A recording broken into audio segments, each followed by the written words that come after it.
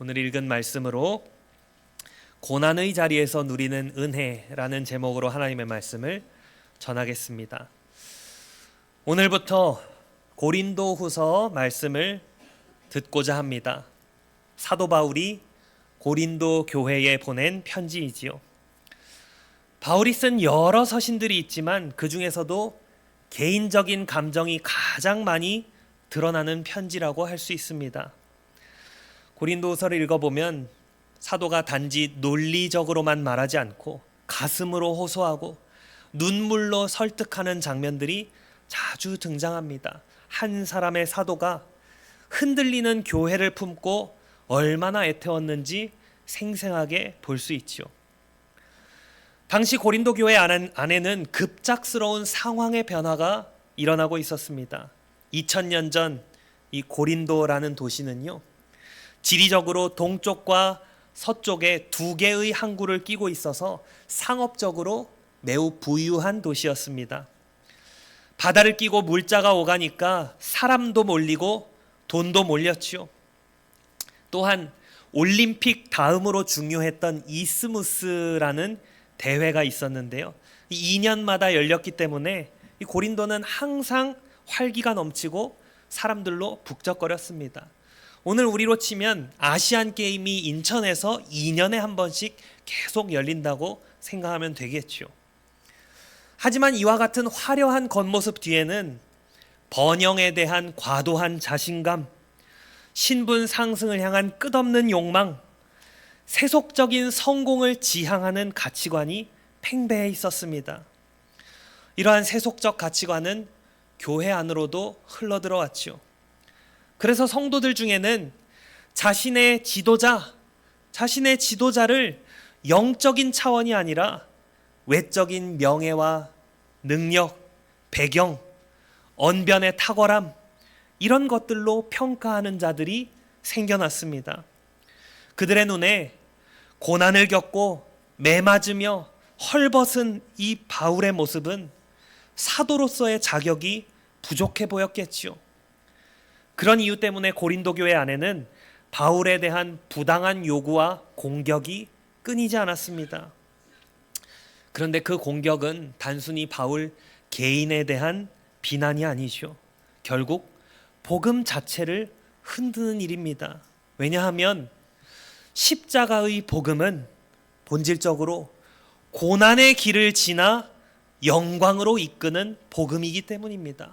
십자가의 복음은 고난을 지나 영광으로 이끄는 복음이기 때문이지요. 성공을 신격화하고 고난당하는 것을 수치로 여기는 고린도의 모습은 오늘 우리에게도 낯설지 않습니다. 많은 그리스도인들이 신앙도 어느새 잘 되는 길로만 이해하고 있지요. 세상적인 복을 받고 누리는 것만을 하나님의 은혜라고 생각합니다. 고난을 싫어합니다. 어떻게 해서든 피하고 싶어 합니다. 그러나 여러분, 하나님의 말씀대로 살면 고난은 피할 수 없습니다. 잘 나가고 성공하고 형통하기보다는 세상에서 손해보고 고립되고 손가락질 당하기가 훨씬 더 쉽지요. 우리가 복음을 붙들고 살려고 할 때 사탄은 외부적인 박해만으로 흔들지 않습니다. 때로는 우리의 몸을 약하게 만들고, 때로는 삶의 기반을 흔드는 어려움을 통해 하나님이 너를 사랑하신다면 왜 이런 일이 있느냐? 너의 그 믿음이 대체 무슨 소용이냐 하는 의심을 심지요. 물론 우리는 모든 질병과 가난과 삶의 고난들을 단순히 다 마귀의 작품이라고 단정할 수는 없습니다. 그러나 성경이 분명히 말하는 것은 하나님께서 주권 가운데 허락하신 고난을 마귀가 시험과 낙심의 도구로 악용한다는 사실입니다. 그래서 고난의 모양은, 우리가 겪는 고난의 모양은 각기 다 달라도 언제나 고난은 우리를 동일한 질문 앞에 세우지요. 고난의 자리에서 나는 복음을 더욱 굳게 붙들 것인가, 아니면 복음을 놓아버릴 것인가? 세상은 고난을 피해야 할 장애물이나 실패의 흔적으로 보지만 고린도후서는 우리에게 전혀 다른 관점을 제시합니다. 바울은 교회가 아무리 썩어가는 문화 속에서 시련을 겪더라도 결코 낙심하지 말아야 한다고 권면합니다. 오히려 고난은 하나님의 자비와 위로를 체험할 수 있는 특별한 기회이며 성도가 거쳐야 하는 필수 과정이기 때문입니다. 바울은 고린도후서의 문을 열면서 자신이 겪었던 혹독한 고난을 첫 번째 주제로 꺼내놓습니다. 오늘 우리는 바울이 고백하는 이 고난의 신비를 통해 우리 삶의 고난이 어떻게 하나님의 영광스러운 은혜를 누리는 통로가 되는지 말씀에 귀를 기울이고자 합니다. 첫째로, 고난은 하나님의 위로를 경험하게 하시는 은혜입니다. 바울은 편지를 시작하자마자 하나님을 향한 뜨거운 찬양을 올려드립니다. 찬송하리로다. 그는 우리 주 예수 그리스도의 하나님이시요 자비의 아버지시요 모든 위로의 하나님이시로다. 바울이 이런 고백을 할 수 있었던 이유는 그가 평탄한 길을 걸었기 때문이 아니지요. 오히려 그는 살 소망이 끊어질 정도의 극한 시련을 통과하면서 위로의 하나님을 깊이 만났습니다. 바울이 당한 고난, 그리스도의 고난, 즉 그리스도와 관련하여 당한 고난입니다. 복음을 전하다가 예수 그리스도를 따르다가 말씀대로 살다가 겪은 고난이지요. 바울이 당한 고난은요, 그가 하나님께 버림받았다는 증거가 아니라 오히려 하나님과 연결되어 있다는 표지였습니다. 고린도 사람들이 보기에는 약하고 상처투성이인 바울이 실패자처럼 보였을지 모릅니다. 그러나 바울은 정반대로 말합니다. 내 고난은 복음의 길에서 나온 것이다. 그리고 그 자리에서 하나님은 나와 함께 하시고 나를 위로하셨다. 우리가 흔히 생각하는 위로는 누군가의 곁에서 등을 두드려 주거나 괜찮아질 거야, 시간이 다 해결해 줄 거야, 이런 말로 마음을 달래는 정도로 이해하는 경우가 많지요. 하지만 이 본문에 사용된 위로라는 단어 파라클레시스는 훨씬 더 강력하고 역동적인 의미를 담고 있습니다. 그것은 곁으로 부르다, 함께 서다, 그리고 무엇보다 강하게 한다라는 뜻을 가집니다. 즉 하나님의 위로는 우리를 단순히 감정적으로 달래는 데 그치지 않고 우리가 당면한 그 고난을 정면으로 맞서 이길 수 있는 실질적인 힘과 용기를 공급해 주는 위로입니다. 병상에서도, 가난할 때에도, 여러 인간 관계에서 어려움을 겪을 때에도 하나님이 위로자로 우리 곁에 오셔서 우리를 다시 세워주시는 거죠. 이 하나님의 위로는 현실을 부정하게 만들지 않습니다. 오히려 현실을 똑바로 직시하게 하지요. 고난이 사라졌다고 착각하게 만드는 것이 아니라 고난이 있는 그 자리에서 하나님이 나와 함께 하신다는 사실을 붙들게 합니다. 고난이 없다고 느끼게 만드는 위로가 아니라 고난이 있어도 복음을 포기하지 않게 하는 위로입니다. 다시 말해 하나님이 주시는 위로는 감정의 달램이 아니라 믿음의 재정렬입니다. 나는 버려지지 않았다. 나는 혼자가 아니다. 하나님이 나를 붙드신다. 이 확신을 더욱 굳게 세우는 위로이지요. 그런데 이 하나님의 위로가요, 고난이라는 환경을 통해 우리에게 더욱 선명하게 다가옵니다. 여러분, 고난당하지 않고 어떻게 위로하시는 하나님을 알 수 있겠습니까? 물론 성경을 통해, 교리를 통해 하나님을 알 수 있지요. 그러나 고난은 하나님 아버지를 지식적으로만 아는 것이 아니라 체험적으로 알아가는 통로가 됩니다. 우리는 인생의 해가 쨍쨍할 때는 하나님을 지식적으로만 알기 쉽지요. 그러나 인생의 폭풍우가 몰아치고 사방이 막막할 때 우리는 비로소 우리를 안아주시는 자비의 아버지를 가슴으로 만납니다. 고난은 역설적으로 우리를 하늘 아버지의 품으로 더 가까이 밀어넣는 은혜의 도구가 되는 것이지요. 결국 그리스도인의 고난에는 반드시 그에 상응하는, 아니 그보다 더 큰 위로가 따르게 됩니다. 바울은 그리스도의 고난이 우리에게 넘친 것 같이 우리가 받는 위로도 그리스도로 말미암아 넘친다 고백합니다. 만일 고난만 있고 위로가 없다면 삶은 비참하게 끝나버리겠죠. 그러나 하나님은 우리가 감당하지 못할 시험을 허락하지 않으십니다. 고난의 양이 많아질수록 하나님께서 부어주시는 위로의 양도 넘쳐 흐를 정도로 우리 삶을 가득 채우고 풍성해집니다. 만약 우리에게 큰 고난이 닥쳤다면 그것은 우리가 경험할 위로의 양이 그만큼 크다는 약속과도 같습니다. 하나님이 주시는 위로의 절정, 결국 예수 그리스도께 있습니다. 바울이 말하듯이 위로는 그리스도로 말미암아 넘칩니다. 우리는 고난 속에서 위로의 원천이 세상에 있지 않음을 배우게 되지요. 사람의 인정, 안정된 환경, 육신의 건강, 세상의 성공이 아니라 그리스도 안에서 하나님과 화목하게 된 자리, 은혜로 붙들린 그 자리가 바로 우리의 위로입니다. 힘들고 아프고 눈물 흘리는 순간 하나님은 우리를 더 강력하게 예수 그리스도께 붙여주시고 그 자리에서 다시 일어서게 하십니다. 둘째로, 고난은 고난당하는 다른 사람들을 위로할 수 있게 하시는 은혜입니다.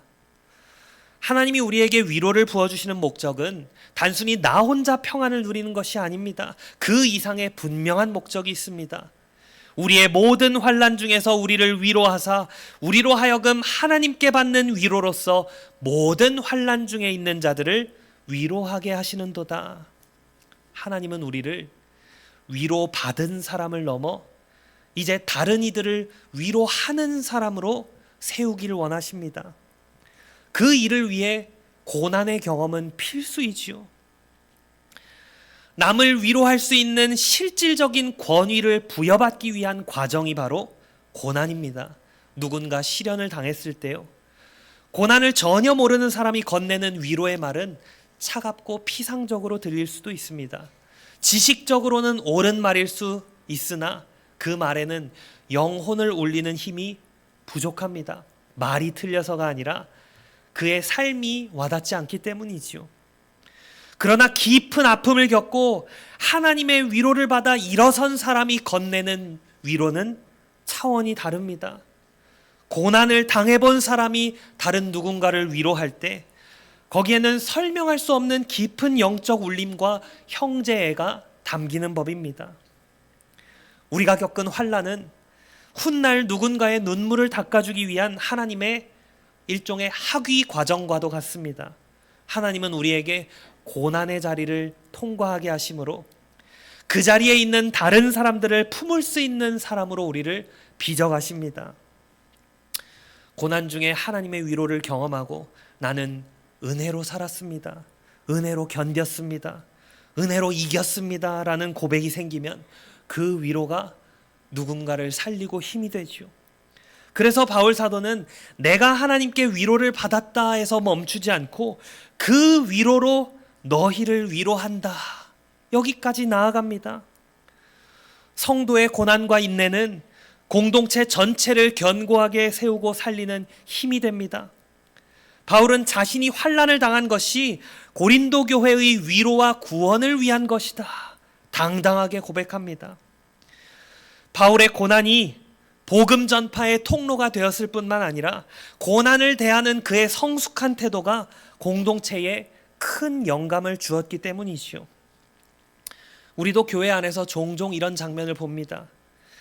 나이 지긋한 믿음의 선배들이 모진 세상의 풍파 속에서도 그 품위와 질서와 평안을 유지하며 하나님을 신뢰하는 모습은 그 자체로 젊은 신자들과 흔들리는 자들에게 강력한 복음의 증거가 됩니다. 세상적으로 건강하고 돈 많이 벌고 형통한 모습보다도 어렵고 힘든 가운데 속에서도 끝까지 하나님을 의지하고 평안을 유지하는 그 모습이 복음이 살아있다는 증거로서 훨씬 더 강력한 힘을 발휘합니다. 고난이 와도 무너지지 않을 수 있구나. 하나님이 실제로 자기 백성을 붙드시는구나. 누군가의 상처가 다른 이들에게 치유의 약재료가 되고 소망의 이정표 역할을 하는 것이죠. 여러분, 우리는 하나님께 받은 위로를 밖으로 흘려보내는 은혜의 통로로 부름받았습니다. 하나님은 우리를 위로의 저수지로 만들지 않으시고 위로의 강물로 만드셨습니다. 내가 받은 위로가 내 안에만 머물면 그것은 고이고 썩은 물이 되어버리지만 그것을 다른 이의 아픔 속으로 흘려보낼 때 우리는 하나님 아버지의 자비로우신 성품에 참여하게 됩니다. 하나님은 자비의 아버지이시기에 그분의 자녀인 우리도 타인의 고통에 민감하게 반응하는 공감의 사람들이 되어야 합니다. 고난은 우리를 폐쇄적인 자아 속에 가두지 않고 오히려 다른 이들을 위로의 원천인 하나님께 인도하는 이정표로 만듭니다. 내가 하나님께 받은 그 위로를 가지고 동일한 아픔 속에 있는 자들에게 다가갈 때 우리는 단지 사람을 위로하는 것에 그치지 않고 그들을 하나님께로 데려가는 일을 하게 되는 것이죠. 그때 그리스도의 몸된 교회는 상처 입은 자들의 안식처로 건강하게 세워져 갑니다. 마지막 셋째로, 고난은 자기 자신을 의지하지 않게 하시는 하나님의 은혜입니다. 바울은 본문 8절에서 자신이 아시아에서 겪었던 끔찍한 위기를 솔직하게 털어놓습니다. 그는 힘에 겹도록 심한 고난을 당해서 살 소망까지 끊어졌다, 이렇게 묘사합니다. 쉽게 말해서 죽고 싶을 정도로 힘들었다라는 것이지요. 바울은 마음속에 이미 사형 선고를 받은 것 같은 절망적인 상태였습니다. 하나님은 왜 사랑하는 종 바울에게 이런 벼랑 끝 극한의 절망을 허락하셨을까요? 바울은 그 이유를 분명히 말합니다. 이는 우리로 자기를 의지하지 말고 오직 죽은 자를 다시 살리시는 하나님만 의지하게 하려 하심이라. 하나님은 바울을 망가뜨리려고 고난을 허락하신 게 아닙니다. 바울을 바로 세우려고 하셨습니다. 바울의 중심을 더 깊이 하나님께 고정시키고 하나님만 의지하게 만드시기 위함이었죠. 고난은 우리 발밑에 있는 거짓된 버팀목들을 제거합니다. 인간은 본능적으로 자신의 지혜, 건강, 인맥, 능력, 재산, 경험 등을 의지하려고 합니다. 심지어 신앙생활을 오래 한 성도들도 결정적인 순간에는 하나님보다 자기 자신을 더 신뢰할 때가 많습니다. 나는 방법을 알고 있다. 나는 유능한 어떤 사람을 안다. 그런데 고난은 그 모든 계산을 철저하게 무너뜨립니다. 질병은 건강이라는 버팀목을, 경제적 어려움은 돈이라는 버팀목을, 관계의 붕괴는 사람이라는 버팀목을 무너뜨리죠. 고난은 우리가 자기 인생을 스스로 통제할 수 없다는 사실을 뼈저리게 가르쳐 줍니다. 하나님은 때때로 우리가 의지하던 그 헛된 지지대들을 무너뜨리셔서 오직 하나님께만 전적으로 기댈 수밖에 없는 자리로 우리를 몰아넣으십니다. 고난은 많은 경우에 우리를 살리시는 하나님의 방식입니다. 여러분, 가장 위험한 것은요, 흔들리고 넘어지는 것이 아니라 내가 스스로 잘 서 있다고 착각하는 것입니다. 하나님은 그 착각을 고난을 통해 깨뜨리십니다. 그리고 가장 안전한 반석 위로 우리를 옮겨주십니다. 고난 속 철저한 무력감 속에서 우리는 비로소 부활의 하나님을 온전히 바라보게 되지요. 바울은 사형 선고를 받은 것 같은 상황에서 죽은 자를 다시 살리시는 하나님을 발견했습니다. 내 능력이 끝나는 그 지점이 바로 하나님의 역사가 시작되는 지점입니다. 죽음과 같은 절망 속에서 건짐을 받는 경험은 우리를 이론적인 신앙에서 체험적인 신앙으로 도약하게 하죠. 고난은 하나님의 주권적인 능력을 몸소 경험하여 깨닫게 합니다. 바울은 과거에 자신을 건지신 하나님이 현재에도 건지시며 미래에도 건지실 것이라는 확고한 소망을 품게 되었습니다. 그가 건지셨고 또 건지시리니 오직 그분께 나의 소망을 두노라. 이 소망은 긍정의 힘 같은 막연한 긍정이 아니죠. 다 잘 될 거야, 그런 수준이 아닙니다. 이미 건져주신 하나님을 근거로 앞으로도 반드시 붙들어 주실 하나님을 바라보는 그런 소망입니다. 죽음을 생명으로 바꾸시는 하나님을 의지할 때 우리는 세상 그 무엇도 두려워하지 않는 담대한 믿음을 소유하게 됩니다.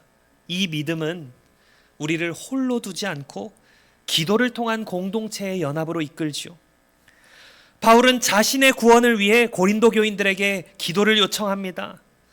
하나님은 홀로 모든 일을 하실 수 있는 분이시지만 성도들의 기도를 도구로 사용하기를 기뻐하십니다. 그렇게 뜻을 정하셨습니다.